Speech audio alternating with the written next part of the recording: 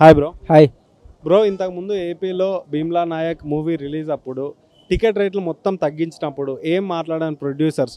ఇప్పుడు పవన్ కళ్యాణ్ గారు deputy CM అవ్వగానే వెళ్ళి అందరూ అతని దగ్గరికి వెళ్ళి మాట్లాడడం జరిగింది. అసలు దీనిపైన మీ ఒపీనియన్? అంటే అప్పుడంటే అధికారంలో వాళ్ళు ఉన్నారు కాబట్టి మరి చిరంజీవి గారు కూడా చేతులు జోడించి మరీ అడిగారు.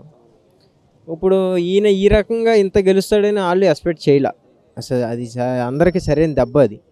సో ఈ రోజున వాళ్ళే కాళ్ళ దగ్గరికి వచ్చారంటే ఒక ఇలువ, అంటే ఒక మనిషి ఒక ఇలువ ఒకప్పుడు ఎలా ఉంటాడు, మళ్ళీ నెక్స్ట్ స్టెప్ అలాగే ఉంటాడని ఎవడో గెస్ చేయలేరు. సో ఈ రోజున ఎవరు గెస్ చేయలేని ఎత్తులో పవన్ కళ్యాణ్ గారు ఉన్నారు.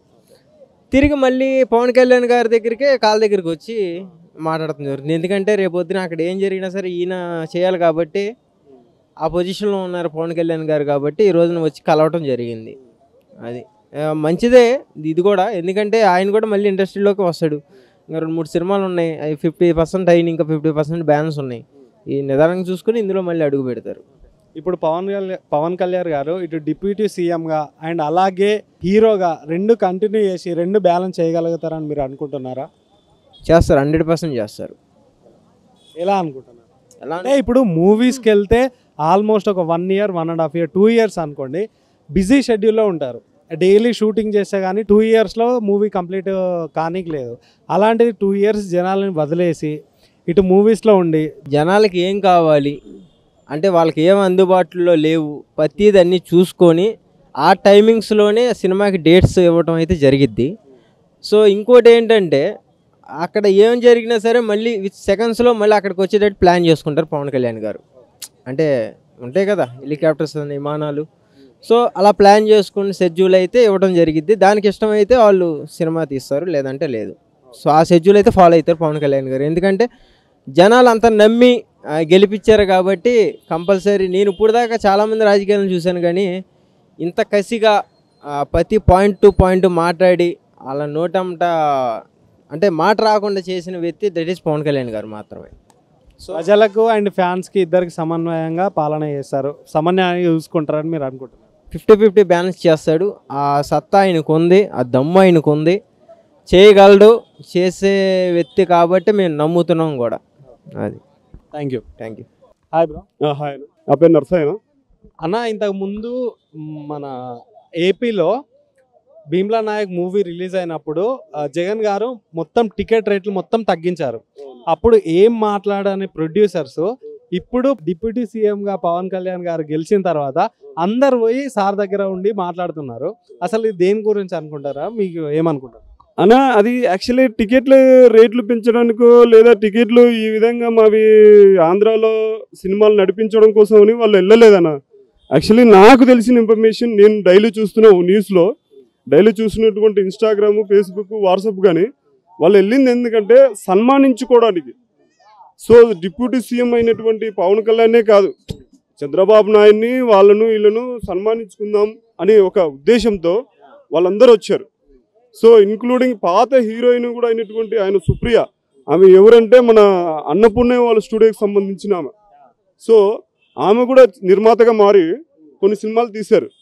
సో ఆమె, అల్లు అరవింద్, తర్వాత దిల్ రాజు, సో ఇలాంటి పెద్ద పెద్దోళ్ళల్లో వచ్చారు. అశ్విని దిత్ పవన్ కళ్యాణ్తో కూడా బాలు సినిమా తీశాడు, వైజయంత్ మూవీస్. సో అన్నీ తీశారు నిర్మాత వాళ్ళు, పెద్ద పెద్దోళ్ళు వచ్చి. ఎందుకు అంటే సన్మానించుకుందాం, ముందు సన్మానించుకుంటే మన వాళ్ళు అవుతారు, మన దగ్గర అవుతారు. సో ఆ ఉద్దేశంతో వాళ్ళు వచ్చారు. సో వాళ్ళు టికెట్ రేట్ల గురించి, సినిమాల గురించి రాలేదు, నాకు తెలిసిన ఇన్ఫర్మేషన్ ప్రకారం ఇది. సో భీమ్లా నాయక్ టైంలో అంటే అది ఇంకా వైసీపీ పూర్తి ఆపోజిట్ ఉన్నారు వాళ్ళు. ఎవరు, మన జగన్మోహన్ రెడ్డి ఏం చేశాడంటే పూర్తి ఆపోజిట్. ఇతనికి ఒక పార్టీ ఉంది, అతను వాళ్ళని విమర్శిస్తున్నాడు డైలీ. ఎప్పుడు చూసినా వాళ్ళు వీళ్ళు అరుచుకోవడము, దానివల్ల పవన్ కళ్యాణ్వే స్పెషల్గా రేట్లు తగ్గించారు. సో ఇప్పుడు డిప్యూటీ సీఎం పవన్ కళ్యాణ్ అయినాక ఇంకా దానికి మాట్లాడేంత ఇంకా లేవండి, మాటలు లేవు.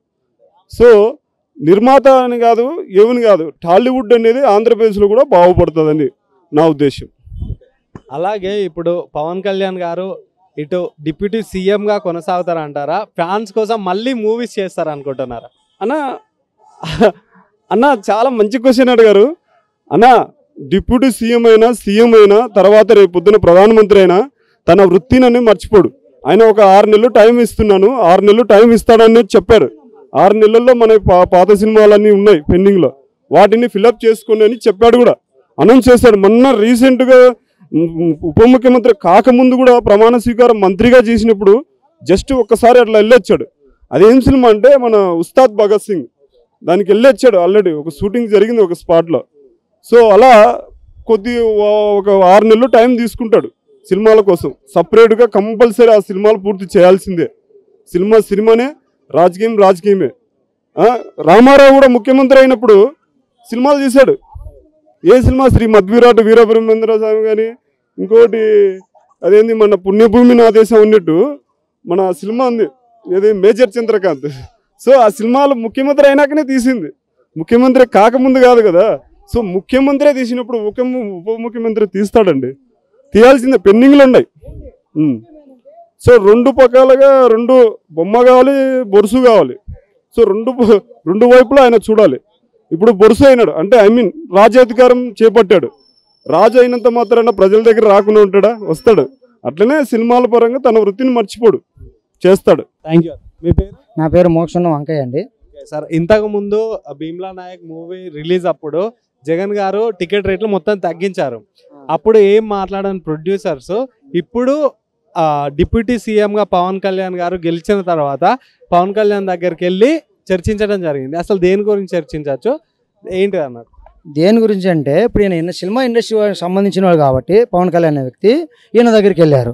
ఇప్పుడు జగన్మోహన్ రెడ్డి సినిమా ఇండస్ట్రీలో లేడు కదా, ఆయన ఏం ప్రొడ్యూసర్ కాదు, ఆయన ఒక హీరో కాదు. ఈయన పవన్ కళ్యాణ్ అనే వ్యక్తి ఒక హీరో కాబట్టి, మెగా కుటుంబం నుంచి వచ్చినాడు కాబట్టి అందుకే వెళ్తుంటారు.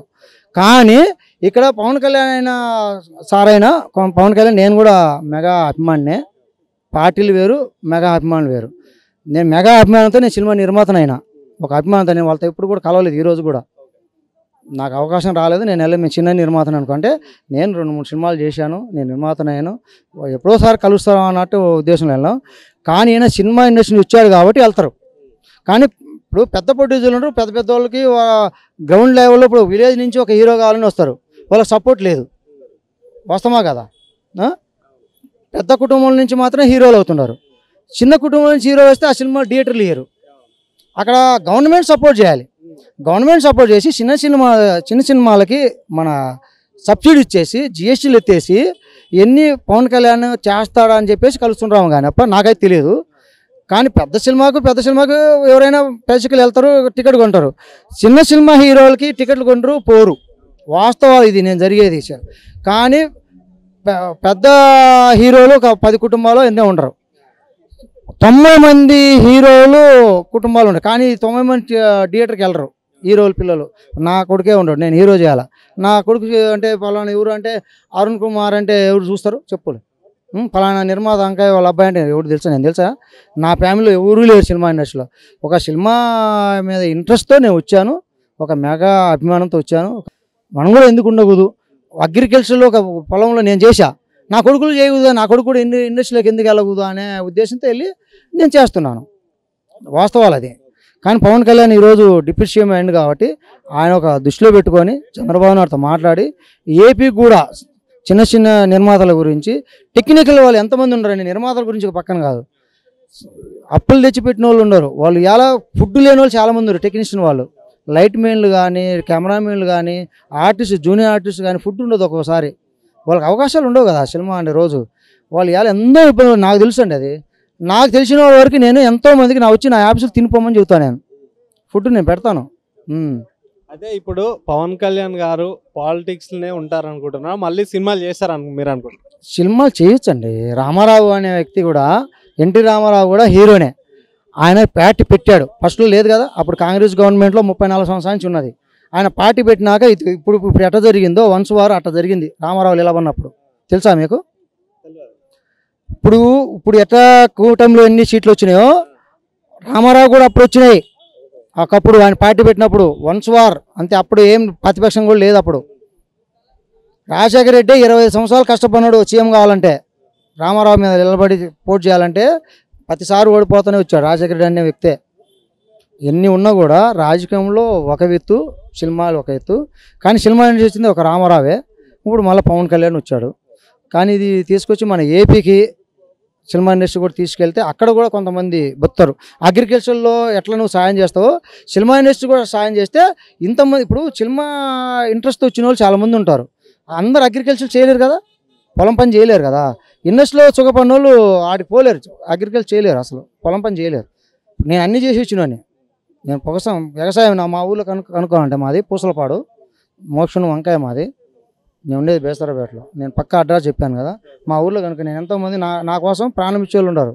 నా ఫోటో పెట్టుకునే వాళ్ళు ఎంతోమంది సాయం చేస్తాను. నేను సోషల్ మీడియా రాను అస్సలు.